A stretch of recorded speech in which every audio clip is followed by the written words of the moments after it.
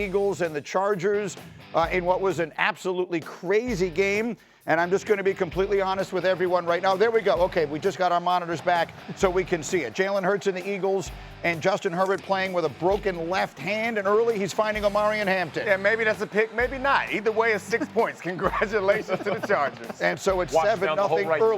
Now comes one of the craziest plays in NFL history. We have Jalen Hurts intercepted by Deshaun Hand. We got a fumble. We got Hurts gets it back. And we've got another fumble. He turns the ball over twice on the same play. It was so wild. There's so many turnovers in this play that it takes away from a big man interception. Yeah. That's the most important part. Yeah. Deshaun Hand catches the ball, then he fumbles, and Jalen Hurts fumbles, and now that's not what we're talking about. Tight, Deshaun. Just think if we'd have had that as a prop bet. Hurts, Joe, we'd have made billions. Hurts, the first player to turn it over twice on a play since 1978, and then he's intercepted again on the very next drive. Hurts 3 turnovers in the first half. Chargers take over. The one thing the Eagles did have going for them last night was defense looking to Kobe Dean. Did you just see him run through the face? He did it 5 times last night. Heaven. Herbert would shake him off every now and then. Everybody's scared. Everybody. Sacked 7 times. Now, big play at the end of the half. Philly down 10-3. This is a touchdown to A.J. Brown, but hold on. There's a flag on the field. Is this a hold, Jeff? No, not a hold. Linemen are always holding, man. No, that's Finally got caught. Inside, he got tripped. He was just trying to brace himself. Didn't want to hurt himself.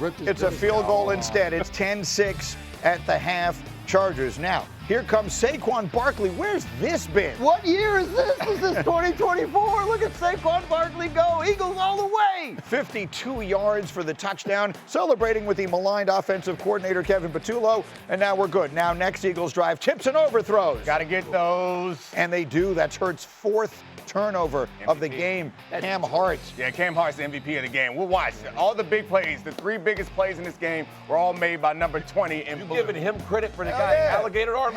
Interception? A.J. Brown. Brown had a rough night last night. Now, 4th quarter tied at 16. Hurts, Brown again. There you go again. Get him 2-0. Mama, Get there a hand goes in that there. man. Don't need more. I need more target. Oh, never mind. I don't. A.J. Brown, Eagles have to kick a field goal, 19-16. We're in the final half minute. Justin Herbert, he's got only 1 hand, but he's got 2 feet, and he's got 9 yards on the play, and they're in field goal range for Dicker, the kicker, who was automatic from everywhere, especially from 46. It's up, little draw, and it's good. We're tied at 19, 60 minutes, insufficient to settle the issue. Overtime, opening drive. Chargers have it. Omari and Hampton. He had 56 yards on the ground last night. Yeah, that defense was tough to get anything. This is an amazing big play right there. Drags them for a couple extra yards. So they wind up having to try a 54-yard field goal. Again, this is on the first possession of the overtime, and it's good from Dicker. He was 5 for 5 last night. So the Chargers have the lead. You know the deal here. The Eagles get it back. Field goal extends it. Touchdown wins it. 3rd and 16, clutch play. Yeah, this is a big play for a rough night for Jalen Hurts. It's right over the outstretched arms of the underneath defender. Then Devontae Smith, big and strong and powerful. Now they're facing a 4th and 4 at the 41. Just too far to kick a field goal. No dignity. So what are we going to do? Got him. O-lineman. Play with some dignity, O-line. Love it. Give him a little flick. Give him a little blink. Give him a little flick. Yeah, got him. That's a fresh set of downs. Later in the drive, here's your ball game. 1st down at the 17-yard line. Ball is tipped. Ball is picked. It was Hart again on the MVP tip. of the game, number 20, corner right there in cover 2, reads it, steps back, and gets a hand on it, makes an easy interception for Jefferson to close the game out. And that's Jalen Hurts' 5th turnover of the game. Relatively easy. Sirianni can't believe it. Hurts can't believe it. Harbaugh can believe it. His Chargers win it 22-19. They are very much alive in the AFC playoff picture and the AFC West division race. But for the Eagles, this thing is going south fast. During their 3-game losing streak, they've committed at least 2 turnovers in each game. It is their longest such streak in the last 2 seasons. Telling us so.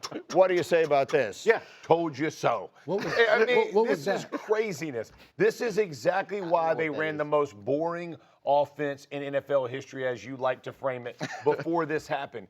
They understood their path to winning. Sometimes you got to win 10-9 against the Packers or whatever the final score was of the game. This is not a team that's going to be led by offense. They're deep. If they play the style of offense they played that was so boring last night, they end up winning that game. The defense played that well. And at the end of the day, there is too much risk in what they're trying to do. They go back into gun. They're going to try to sling it around with a team that plays zone and is going to watch your eyes the whole way.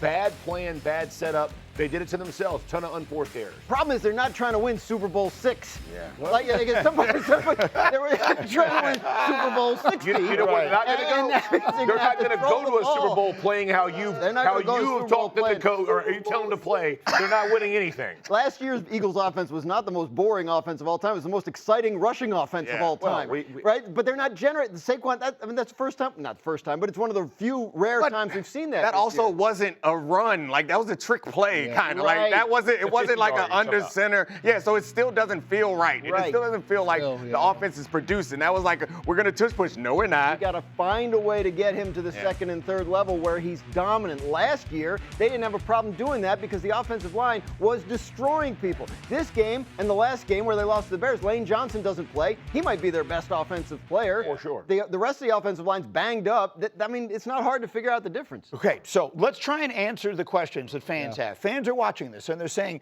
there's so many good players. The offensive line is beat up. Last year it was the overwhelming strength of their team. If you had to pick the single biggest reason they won the Super Bowl last year, it was because their offensive line was so dominant. It certainly isn't that now. But it's not terrible. It's not one of the worst offensive lines in the league. They still have a lot of players that we all perceive to be really good. So why does this offense look this way? The way that I've tried to explain it is that if you take the best player off of any team, the team is going to look terrible. That's what we've done to this team. Just the point that you made. The best player on that team, the best factor in their offense was their offensive line. That's not there. And they don't have another way to operate that's going to be as effective as when you have an offensive line that does not give up any pressure and pushes people around and a running back that's going to do 60-yard touchdowns. That's a great way to play offense. But if you take the quarterback off of the Bills, they're going to look bad. That's essentially what we've done to this Eagles team. Is you've taken their quarterback away from them, or at least the best, most impactful portion of that offense, and now we expect them to be able to generate something without that. Yes, so but you're sort of leading me down a path. So then what does that say about the other people that we think are stars? Jalen Hurts is a star. Saquon Barkley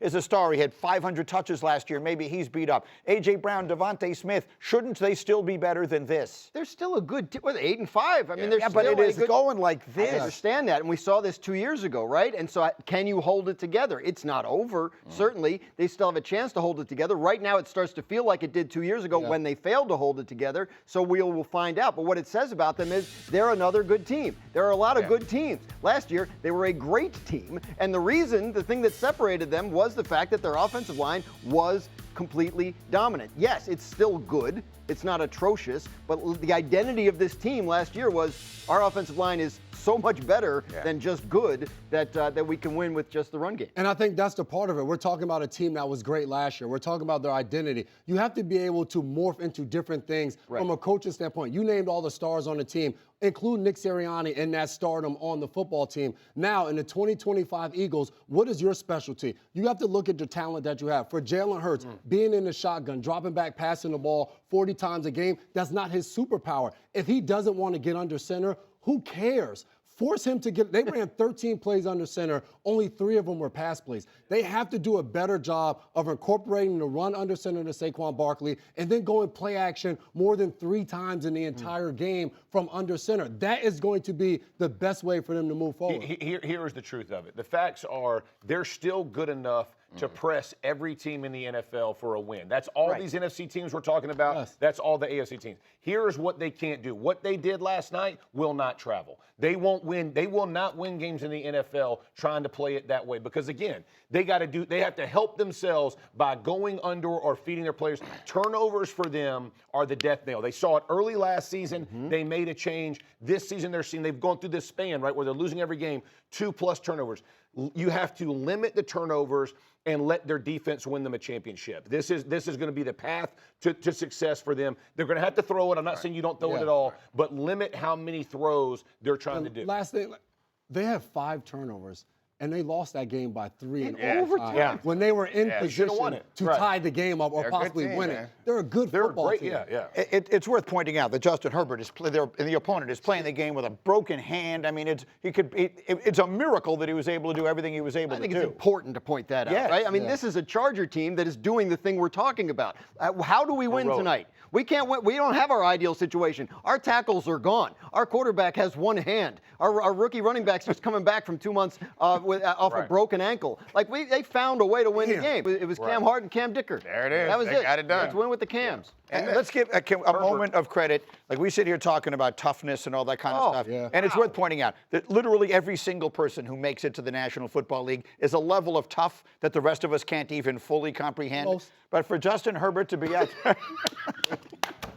Why would you do that? I had it such a had to be flow. said. It had to be said. I made a list. I was in such a flow. You really such were. a respectful And it's flow. been a struggle for you today. He just chopped you right out. He just chopped you right out. You were bringing your game back. Yeah, it's like My another. bad. It was That's all poetic. me. We were That's like all building me. it up to the toughness That's all of me. Yeah. Write football some players. I names like down. it. Pick it back up. It didn't happen. Go ahead. Right back at it. Anyway, Justin Herbert played with a broken hand. Unbelievable. And I, for one, was impressed. Me too. Like every time he got sacked 7 times. His arm is, How about they the can't reads? stop his elbow from bleeding. I mean, like it just. But I mean, think about it. They were dialing him to run the ball. He was making play after play. He literally was Superman for them last night. When you talk about like heroic performances, no joke. The beating he took in the pocket, but for him to run, he was not trying to avoid contact down the field. The dude was laying half. Yeah. Well, he had one hand and he was under center more than Jalen Hurts in the Phillies.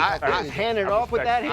I want to celebrate him also, but I think I got to channel J Mac and bring a little cold water on this, because as long as we celebrate guys who play through injuries, we have to remember that sometimes guys play through injuries and it costs them. So like we're all celebrating how tough he is, and we're not taking into account that we just saw like Daniel Jones. go out there. Right. No, I'm just saying it's important to bring out that. but we were because just trying to- no, I'm saying that next time there's a quarterback who we're all like, hey, you gotta be tough, get out there, be tough. It ain't my $100 million that's burning up right now. That's Danny Dimes' cash. He lost it. The good news for Herbert, he got his money. So one way or the other, the Chargers are very much in it.